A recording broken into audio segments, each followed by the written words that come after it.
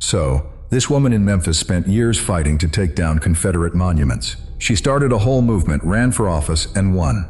First woman to ever hold the Shelby County Court Clerk seat. And within 10 months, she was ordering Uber Eats and Instacart on county procurement cards that weren't even hers. $44,000 in personal charges.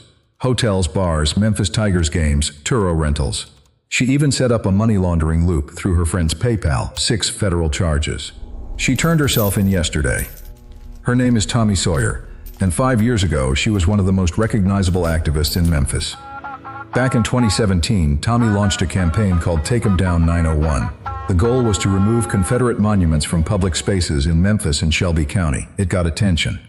National attention. Major news outlets covered it, and the campaign eventually succeeded. The city removed a statue of Nathan Bedford Forrest, a Confederate general and early Ku Klux Klan leader, from a public park. Tami was the face of that effort. Rallies, press conferences, op-eds. She built a name for herself as someone who fought the system. Someone who stood up to entrenched institutions and demanded they answer to regular people. And then she ran for the Shelby County Commission. Won that seat in 2018, served as a commissioner for a few years, handled county business, built her reputation as a progressive voice in local politics. By 2024, she decided to aim higher. She ran for Shelby County General Sessions Court Clerk, and she won again. First woman ever to hold the position. Youngest person, too. The court clerk's office handles everything from court filings to fees to official records. It's a real job with real responsibility and real access to county resources. So far, a pretty solid career. Grassroots activist turns elected official. The kind of arc that gets profiled in Sunday supplements. Tami was making a difference, and she had the political resume to prove it. She took office on September 1st, 2024, and according to federal prosecutors, it took her exactly 0 days to start stealing. The indictment says Tami started using county procurement cards almost immediately. Not her own card either. Cards assigned to other county employees. She would grab their purchasing cards, run personal charges, and then cover her tracks by falsifying the expense justifications. The types of purchases read like a weekend to-do list for someone who just stopped carrying Uber Eats deliveries. Instacart grocery orders. Meals and drinks at bars and restaurants around Memphis. Hotels. Memphis Tigers athletic events, tickets and concessions at FedEx Forum. Even car rentals through Turo. If you ask me, there's something almost impressive about the lack of creativity here. This wasn't a sophisticated financial scheme. Tami was ordering food delivery on a government credit card and hoping nobody checked, not offshore accounts or shell companies. Uber Eats. Now, the amounts per transaction were relatively small compared to something like a $250 million nonprofit fraud, but they added up fast. Between August 2024 and June 2025, roughly 10 months, federal prosecutors say Tam ran up $4,607 in unauthorized personal charges. That's county money, Shelby County taxpayer money, going toward her delivery food habit and college basketball tickets. And Tami had a system for keeping things quiet. When purchasing records required receipts, she would claim the receipts were lost. She told the county she couldn't produce them because they had been misplaced or were unavailable. According to the indictment, the receipts existed the entire time, sitting right there in the Uber Eats app, the Instacart order history, the Turo confirmation emails. Every single purchase had a digital paper trail. She knew exactly where those receipts were. She just lied and said she didn't. She also falsified the expense descriptions on the purchasing card logs. A personal dinner at a Memphis restaurant becomes a business meeting. An Uber Eats delivery becomes an office supply. I guess the government just takes your word for it when you write office supply next to a $47 sushi order. And for 10 months, apparently, they did. But the procurement card spending was only half of it. The other half is the money laundering. According to the federal indictment, Tami set up a loop with a friend. She would use the county procurement cards to send payments through her friend's PayPal account. The friend would keep a cut, basically a fee for participating, and then send the rest of the money back to Tami through Cash App. County card to PayPal to Cash App to Tami's pocket. A closed loop designed to convert government purchasing power into friend-made money. Tami made money. The taxpayers of Shelby County got nothing. Federal prosecutors used the word conspiracy for a reason. This wasn't a solo operation. Tami needed someone on the other end of that PayPal account, someone willing to process payments and kick back the proceeds. And she found that person. The friend's name hasn't been released publicly yet, but the indictment's clear that the arrangement was deliberate, ongoing, and understood by both parties. This wasn't a favor that got out of hand. It was a system. The charges reflect the scope: 6 federal counts.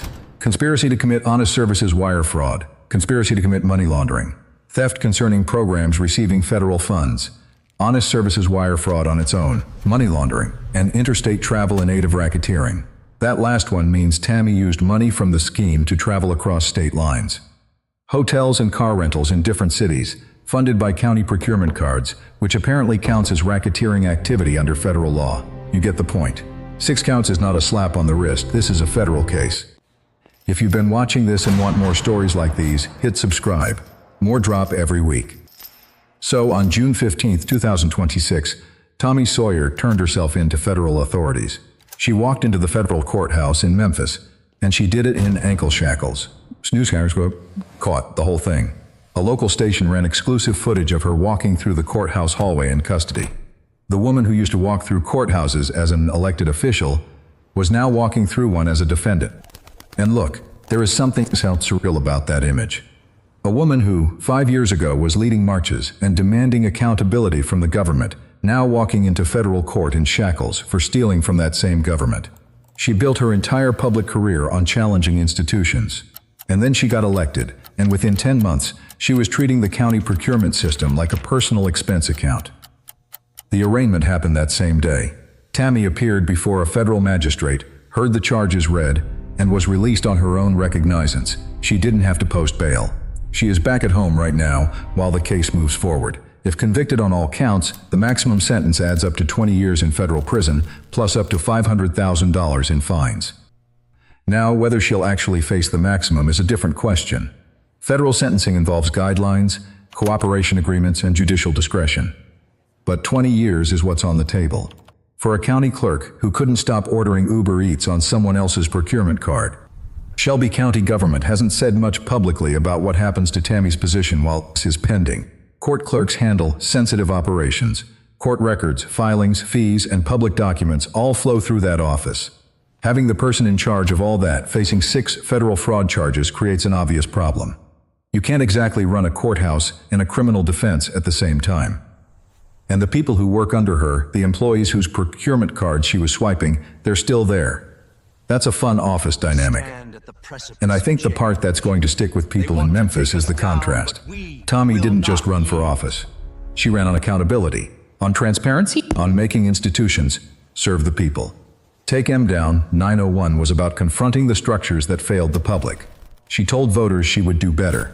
She told them the system needed someone who would actually serve the community instead of serving themselves.